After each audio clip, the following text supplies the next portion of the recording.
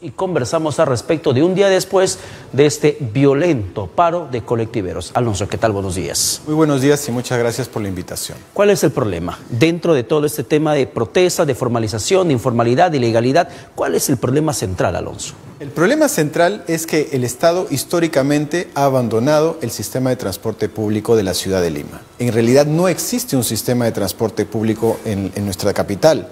No hay, digamos, yo me bajo del metro, puedo tomar el corredor, puedo tomar el metropolitano, no existe un sistema articulado y claramente es insuficiente, ¿no?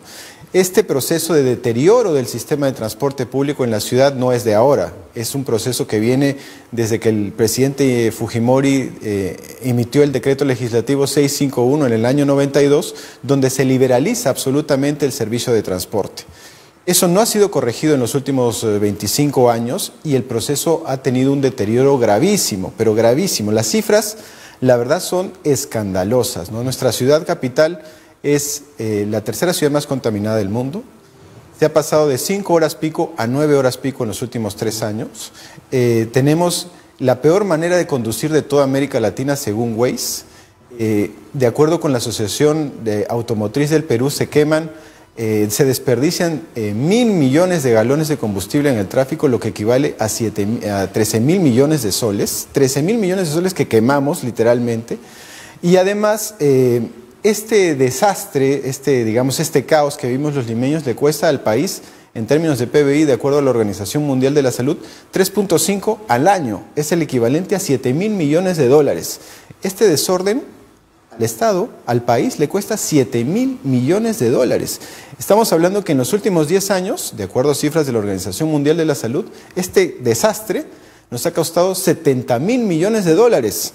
Es decir, con esa plata podríamos tener pues uno de los mejores sistemas de transporte público de la región, pero no lo tenemos. Pero ¿cómo hacerlo realidad? Que esa plata que se está perdiendo se quede con nosotros y que se invierta en transporte público. ¿Cómo tendría que hacerse real esto? En realidad, nosotros tenemos que hacer aquí un poco de prospectiva y un poco de planeamiento, ¿no? De acuerdo con las cifras de ese plan, por ejemplo, la ciudad de Lima, que es una megaurbe, en el año 2030 va a tener entre 13 y 14 millones de personas. Nosotros, para darle movilidad a esas 13 y 14 millones de personas necesitamos realmente un sistema de transporte que no tenemos. Por ejemplo, si nosotros nos comparamos con algunas ciudades latinoamericanas, la Ciudad de México tiene 12 líneas de metro. Santiago de Chile, bueno, ya la han destruido, pero tenía 7 líneas de metro. Buenos Aires tiene 6. Caracas, con todos sus problemas, tiene 6. Sao Paulo tiene 8. O sea, Lima se ha quedado prácticamente en el tiempo. Tenemos uno. Tenemos uno. Y otro que está en construcción que Dios sabe cuándo lo culminarán. Y ese es un tema muy interesante que tú mencionas, porque el Estado peruano realmente es totalmente débil en este tipo de megaconstrucciones. ¿Débil o ineficiente? De las dos. El ejemplo más claro que yo utilizo para ejemplificar esto es Quito.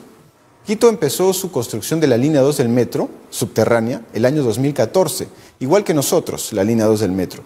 Pero la línea 2 de Quito, la línea subterránea de Quito ya está terminada.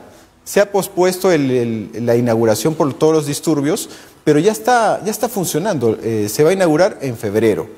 Nuestra línea 2 del metro está proyectada para el año 2025, es decir, el gobierno ecuatoriano, con todas sus deficiencias, pudo construir una línea subterránea en 5 años. Y nosotros en 11. Y nosotros en 11, si todo sale bien. Porque eso es algo que todavía no se puede entender. ¿Por qué a nosotros nos toma el doble o el triple de tiempo que otros países? Sin contar el tiempo que tomó inaugurar la línea 1 del metro de Lima. Más de 25 años. O sea, claro, todo ese tiempo prolongado. Pero al respecto de esto, si hablamos un tema de proyección social, crecimiento poblacional demográfico de Lima, nos damos cuenta que estamos en pierde total. Total. Pero las políticas que se están aplicando en este momento son coherentes con esa visión de futuro. Por ejemplo, si tú dices, debemos erradicar los taxis colectivos porque representan un peligro para la sociedad y no es el transporte público que los limeños o la población que habita Lima merece. Así que ellos dicen, entonces, tú menciona, hacemos correr a los taxis colectiveros, los eliminamos, radicamos y en contraparte los corredores, los concesionarios nos dan 22 buses más para que de esta forma se pueda controlar la demanda. ¿Es suficiente? Es totalmente insuficiente. 22 buses más en una situación donde la gente se larga colas para que espere que le lleve su destino. 22 buses más, ¿podría solucionar la poca oferta que existe en el transporte público formal? Lo que pasa es que esos servicios de buses son totalmente insuficientes y además no tienen las condiciones. Por ejemplo, una persona con discapacidad no puede subirse a esos buses. Digamos, ¿cuál es el incentivo que yo tengo para subirme a ese bus? Si se está peleando todo el tiempo con el transporte ilegal, porque es un transporte ilegal. Necesitamos el corredor segregado, ¿no? Como lo tiene el Metropolitano, por ejemplo.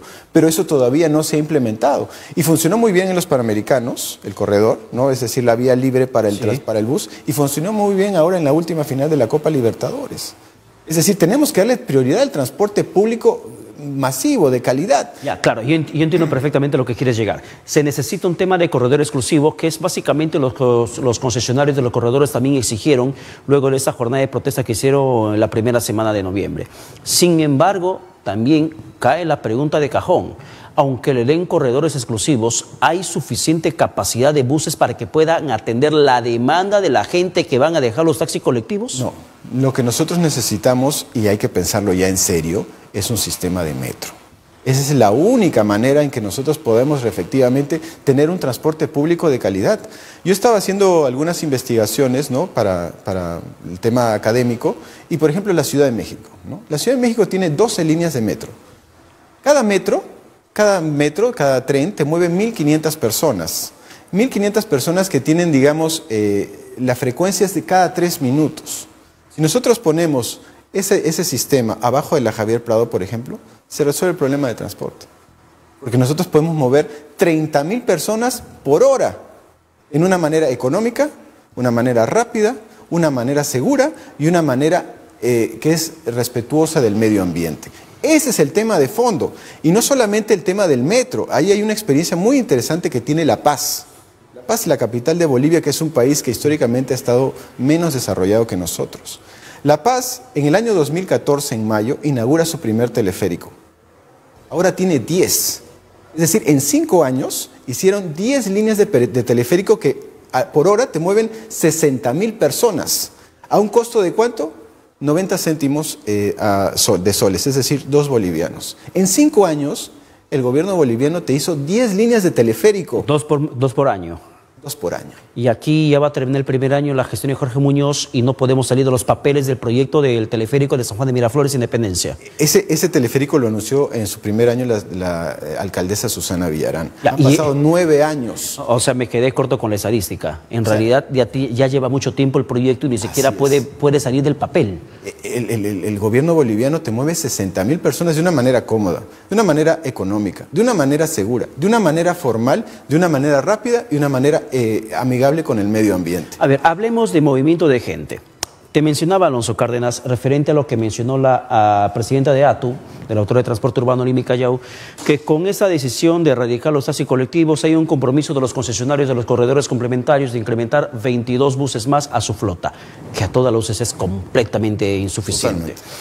Pero también sale el alcalde de Lima, Jorge Muñoz, y dice, como parte de esta estrategia de erradicar el servicio informal de taxis colectivos, los concesionarios del Metropolitano, de la Troncal, van a poner 26 buses más. ¿Son suficientes 26 más? Volvemos al análisis comparado. Recordemos que la línea 1 del Metropolitano, la única que tenemos, no está terminada.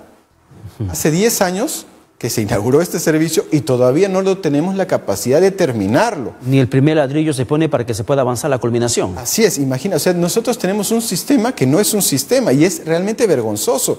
Volvemos al análisis comparado. Bogotá, que tiene muchísimos problemas de tránsito, tiene 12 metropolitanos, 12 líneas y las han inaugurado en 15 años. Nosotros tenemos media y la hemos hecho en 10. ¿Te das cuenta de la incapacidad que tiene el Estado? O sea, el Estado peruano realmente tiene un problema de burocracia terrible. Recordemos que del 2001, desde que asumió el presidente Toledo, hasta la fecha han pasado alrededor de 18 ministros de Transportes y Comunicaciones. Es imposible que un ministro en 10, 11 meses pueda resolver estos problemas que son de fondo. Por eso el Estado peruano es tan débil, porque cambia y cambia y cambia y no hay esa planificación. El problema es el cambio constante de ministros, de funcionarios públicos dentro del contexto del sistema de transporte público del país, o las políticas públicas que son deficientes o inexistentes. Lo que pasa es que este cambio genera, desde mi punto de vista, que no exista ese planeamiento, por ejemplo, el 2030. El gobierno chileno lo tuvo claro, el gobierno argentino con toda su precariedad lo tuvo claro, y además eso tiene unas consecuencias, digamos, el tráfico en la calidad de vida de las personas, pero terrible, ¿no? Yo veía las cifras. ¿Tú sabes cuántos muertos en accidentes de tránsito hubo en la ciudad de Lima el año 2017? No me aviento a decirte una cifra que de repente me quede corto. 540. Cifra oficial, que en realidad la cifra oculta es un poco mayor, pero las oficiales 540. ¿Sabes cuántos hubo en Buenos Aires, que tiene más o menos la misma dimensión que Lima?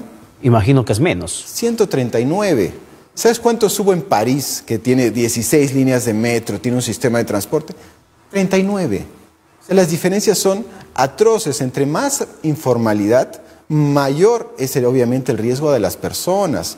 Y recordemos también algo muy importante. El día de ayer fue el Día Internacional de Lucha contra la Violencia hacia la Mujer. Este sistema de transporte colectivo ilegal es, digamos, hace a las mujeres altamente vulnerables a robos, atracos, a violaciones, porque es un sistema que está totalmente fuera del control del Estado. ¿Quién regula la calidad de las personas? Muchos ni siquiera tienen SOAT, no tienen brevete. Es el reino de la informalidad. Entonces, el Estado tiene que efectivamente empezar a diseñar al 2030 un sistema de verdad de transporte que nos ponga más o menos a la misma altura de las otras ciudades capitales de la región. Pero la verdad que, Alonso Cárdenas, en estos momentos podemos ver que es el Estado contra el Estado dentro de ese problema del transporte público, porque tenemos, por ejemplo, una lucha frontal contra el taxi colectivo, que es un servicio ilegal, y el mismo Estado que no genera las condiciones suficientes para que la gente opte por el transporte formal. Tenemos el mismo Estado, a través del MTC, que emite decretos supremos prohibiendo el taxi en motocicletas, y tenemos al propio Estado, desde las municipalidades, no dando cumplimiento a ese decreto supremo que prohíbe el taxi en motocicletas, lo que está pasando en Surco, en Surquillo y en varios puntos de la capital. Y ante la impunidad total, eso se convierte en una selva de cemento. ¿Quién termina perdiendo en todo esto? Es el usuario. El ciudadano. Pero ahí nosotros tenemos que empezar a presentar alternativas, ¿no? ¿Cómo solucionamos este problema? Hasta mediados del próximo año mencionó Ana María Jara del Atu que se va a tener este plan del transporte público formal en Lima.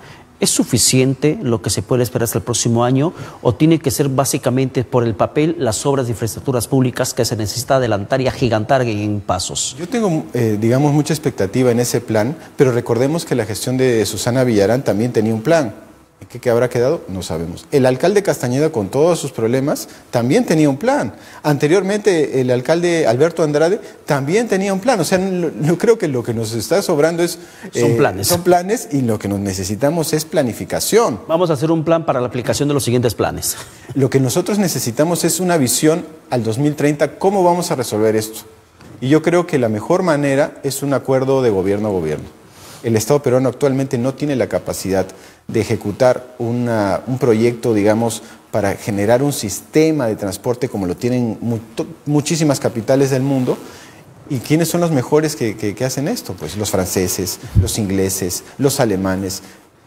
Decirles, ¿sabes qué? Ayúdenos. No podemos, así como hicimos con los panamericanos, que no podíamos y les pedimos a los británicos que nos ayudaran, ahora hay que pedirle a otro gobierno que nos ayude. Pero que en realidad ni siquiera los planes o las políticas de inversiones privadas de otros estados nos favorecen. Por ejemplo, tenemos, o de empresas de otros países, tenemos la línea amarilla, que no es una solución, tenemos Rutas de Lima, que tampoco es una solución, con el cobro excesivo de peajes que se hace, no representa garantía de que llegue rápidamente a tu destino, y tenemos también, reitero, en lo mismo, Alonso Cárdenas, para terminar, que pueden haber muchos planes. Es mi percepción como periodista, pueden haber muchos planes, pero como especialista te pregunto, si no hay el acompañamiento de una infraestructura de transporte público, ¿el papel va a ser la solución? Si lo único que dice Jorge Muñoz no es la culminación de la troncal del Metropolitano hasta Chipugoyo, sino lo que está mencionando es que como salida a la lucha contra la informalidad es que los concesionarios van a poner 26 buses más. O sea, eso no es la solución al problema. La solución al problema no va por ahí. Y qué bueno que mencionas esas obras digamos, de la línea amarilla, ¿no? Porque ahí, digamos, empieza el problema. Porque el problema es que esas obras gigantescas y faraónicas de infraestructura tienen el error conceptual que han priorizado el transporte privado. La línea amarilla ha costado 730 millones de dólares. ¿De qué ha servido para mejorar el transporte? En nada, porque prioriza el privado. Esos 730 millones los hubiéramos podido utilizar, por ejemplo, para hacer la línea 2 del Metropolitano. Hubiera tenido un impacto mucho mayor, porque se prioriza al transporte público, como las grandes ciudades en el mundo. Finlandia, la capital Helsinki, ya tiene la cosa muy clara. Ha dicho, 2025 no van a ser necesarios los automóviles. ¿Te imaginas? 2030, Londres va a tener la misma prioridad. Y bueno, en América Latina, San José en Costa Rica también ha dicho lo mismo. ¿Cuál es nuestra visión?